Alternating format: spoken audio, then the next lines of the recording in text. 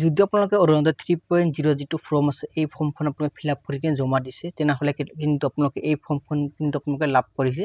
যদি আপোনালোকে লাভ কৰা নাই আপোনালোকে কমেণ্ট কৰি নিশ্চয় জনাব যে আমি এই ফৰ্মখন এতিয়ালৈকে লাভ কৰা নাই। তো আমাৰ অঞ্চলত কিন্তু এই ফৰ্মখন কিন্তু হাতে হাতে আপোনালোকৰ ঘৰে ঘৰে যাই কিনে দি আহিছে। এই ফৰ্মখন ফিল আপ কৰিলে আপোনালোকে নেক্সট মাহৰ পৰা আপোনালোকে যি পইচা পোৱা কথা আছে এই পইচাটো আপোনালোকে সকলোৱে লাভ কৰিব। তো এই ফৰ্মখন কিন্তু আপোনালোকে সকলোৱে ফিল আপ কৰিব লাগিব। এই ফৰ্মখন কেনেকৈ ফিল আপ কৰিব? তো ইয়াতে চাব পাৰিছে মুখ্যমন্ত্ৰী সুলভ ইন্ধন আঁচনি। তো ইয়াতে আবেদন পত্ৰ এপ্লিকেশ্যন ফৰ্ম।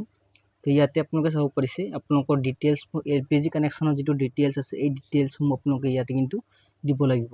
তো প্ৰথমতে আপোনালোকক কোৱা হৈছে LPG সংযোগ থকা পৰিয়ালৰ সদস্যগৰাকীৰ নাম। আপোনালোকে যিজন ব্যক্তিৰ LPG কানেকশ্যন আপোনালোকৰ আছে সেই ব্যক্তিৰ ইয়াতে নামটো আপোনালোকে দি দিব।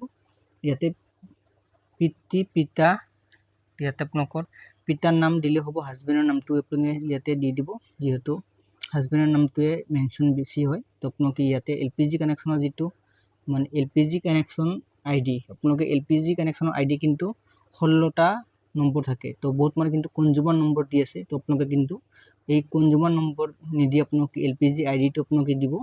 আৰু আপোনালোকে ইয়াতে আধাৰ কাৰ্ডৰ নম্বৰটো আপোনালোকে ধুনীয়াকৈ লিখি দিব। আৰু আপোনালোকৰ ইয়াতে ৰেচন কাৰ্ডৰ নম্বৰটো ইয়াতে ধুনীয়াকৈ লিখি দিব। আপোনালোকৰ ৰেজিষ্টাৰ্ড থকা মোবাইল নম্বৰটো ইয়াতে ধুনীয়াকৈ লিখি দিব। ইয়াতে আপোনালোকে চাব পাৰিছে name of the Arunodoi beneficiary.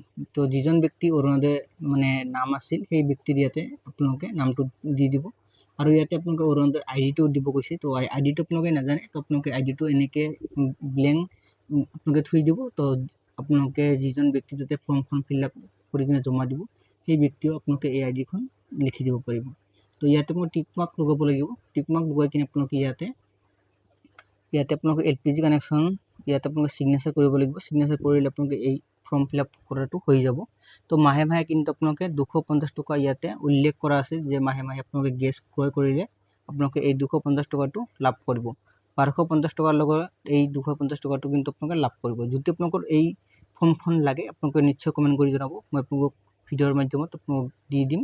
তো ডিছক্ৰিপশ্যনত লিংক দি দিম, তাৰ পৰা আপোনালোকে ডাইৰেক্টলি ডাউনলোড কৰিব পাৰিব। তো আজিলৈ ভিডিঅ'টো ইমানতে সামৰিছোঁ। নেক্সট আন এটা ভিডিঅ'লৈ আপোনালোক সকলোকে লগ পাম।